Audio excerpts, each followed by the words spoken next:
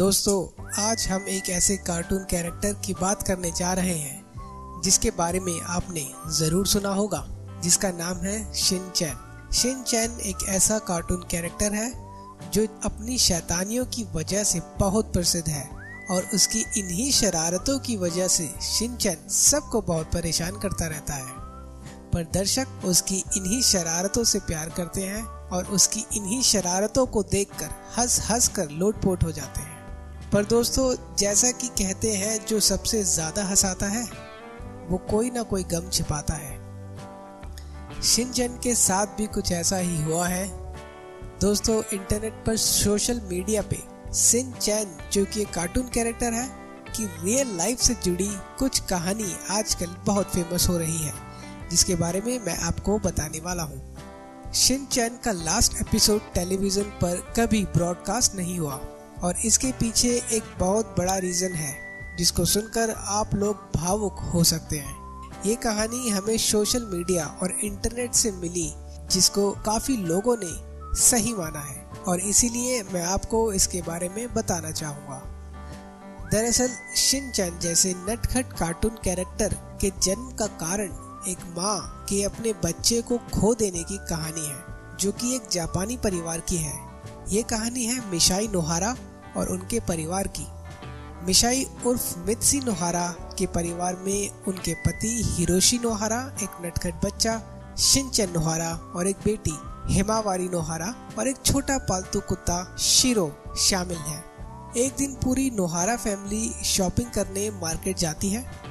मित्सी और उनके हस्बैंड खरीदारी में बिजी हो जाते हैं। तभी अचानक शिन चैन ने देखा कि उसकी छोटी बहन हिमावारी सड़क पर अकेले ही पहुंच गई और सड़क के बीच में आकर चलने लगी। सड़क पर गाड़ियां तेज रफ्तार से चल रही थी और किसी ने नहीं देखा कि सड़क की तरफ एक छोटी सी बच्ची घुटनों के बल चलते हुए आ रही है। पर शिन चैन ने उसे देख लिया और वो हिमावारी की ओर भागने लगा।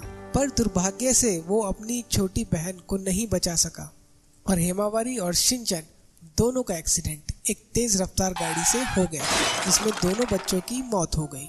इस घटना से मित्सी और उनके पति को गहरा सदमा लगा और इस घटना के बाद वो बहुत निराश रहने लगी और इसीलिए वो कल्पना करती थी, अगर आज उसके बेटे और बेटी जिंदा होते तो कैसे दिखते, कितनी शरारतें करते।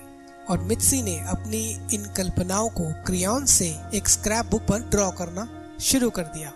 यही कारण है कि इस शो को क्रेयॉन शिन चैन कहा जाता है। उनकी कहानी ने इस सीरियल के चित्रकार योशितो उसूई को इतना प्रेरित किया कि उन्होंने क्रेयॉन शिन चैन के नाम से एक एनिमेटेड सीरीज बनाने का फैसला किया और इस तरह शिन चैन का निर्माण हुआ।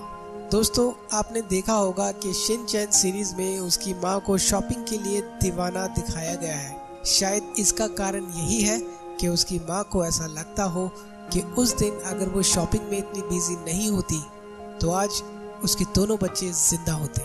तो शिन चैन के जिन एपिसोड्स को देखकर हम हंस हंस कर लोटपोट हो जाते थे, वो वास्तव में शिन चैन की माँ की रचना थी। और शिन चैन सीरीज के निर्माता आखिरी एपिसोड इसलिए नहीं दिखाना चाहते थे क्योंकि वे नहीं चाहते थे कि शिन चैन एक बार फिर किसी दुर्घटना का शिकार हो जाए और एक हंसता खेलता और सबको हंसाने वाले शिन चैन की छवि को बदला जाए। इसीलिए शिन चैन के निर्माताओं ने उस लास्ट एपिसोड को ब्रॉडकास्ट करना ठीक नहीं समझा। माना कि आज हम अकेले रह गए, जुदाई के आंसू आंखों से बह गए, रोते हुए को कौन चुप कराएगा, जो चुप कराते थे वही रोने को कह गए।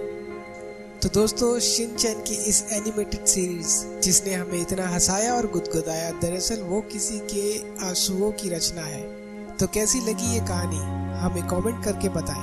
मैं जानता हूँ मेरी तरह आपको भी शिन चैन की इस लाइफ से जुड़ी ये कहानी बहुत दुखद लगी होगी। अगर आपको मेरी ये वीडियो पसंद आई तो लाइक करें, शेयर करें, सब्सक्राइब करें। धन्यवाद।